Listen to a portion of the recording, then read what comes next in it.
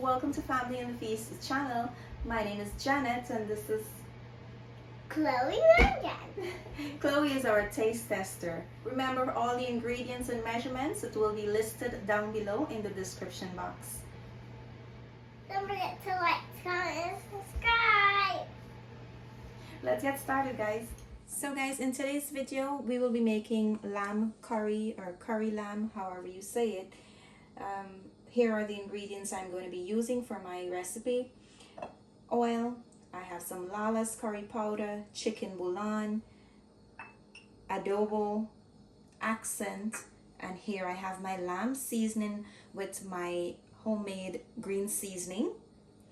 I have some masala, and this is from the Indo-West Indian brand, scallions, tomato paste, green seasoning, my potato, and some chopped onion.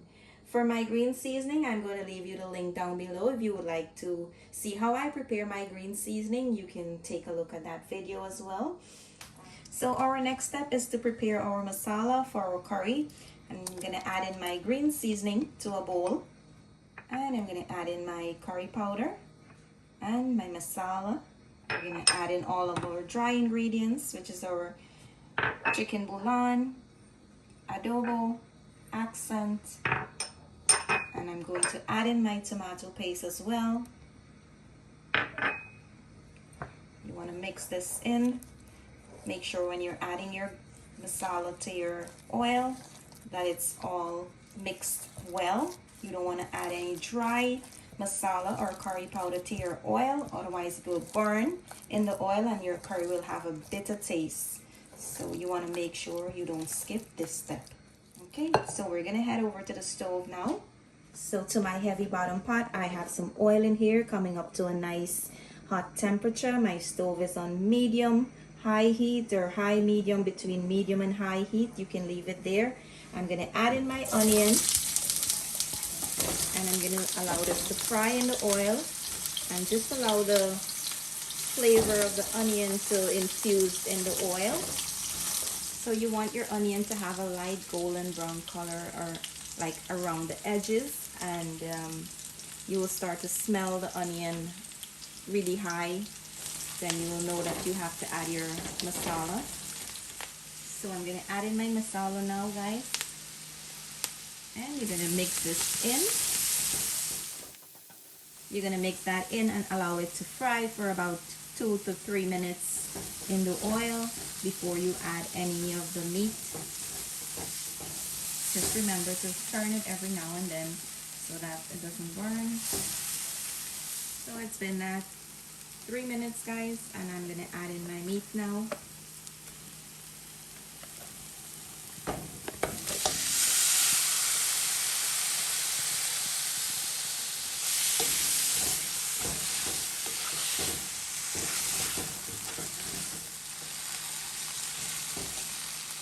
So now that your meat is in there and it's all mixed and coated evenly with the masala, you're going to allow it to fry. You're going to cover it for about 10 to 15 minutes and we will check on it. So guys, while our meat is frying up there, we're going to add our potato to a next pot. And I really like to boil my potatoes separate from the curry. So I'm going to add my potato in here and I'm going to add in a teaspoon of adobo, and we're gonna allow this to boil to the softness that you like your potato to be in the curry. The reason for that is only I don't like when the potato boil in the curry and melt, and then my curry tastes like mostly potato curry and not lamb curry. I want to have that rich lamb flavor from my curry, so that is the only reason. So we're gonna allow this to come up to a boil as well, and you're gonna take it down when it's nice and soft to your likeness. So it's been 15 minutes and I'm gonna check on my curry, and this is coming up really good. I'm gonna allow this to fry some more until all the water in here dries out.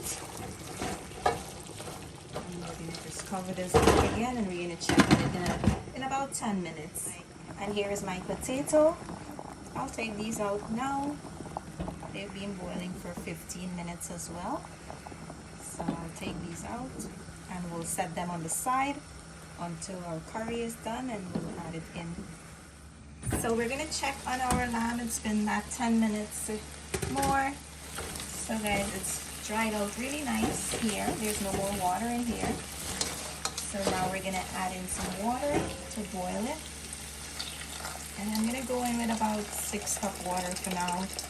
From time to time you will need to add in some more if it dries out. And you want, depend on the amount of gravy you want to have in your lamb. I'm gonna go in with about 6 for now.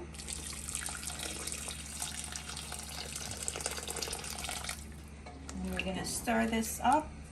And we're gonna cover it and raise the temperature to high. Once your curry come up to a boil, you can lower the temperature down if you feel you want to. Here is 25 minutes into the cooking process, guys. My meat is still a little bit tough, so I'm gonna allow this to cook some more. I'm gonna add in some more water, so don't forget to add in water now and then if you need to.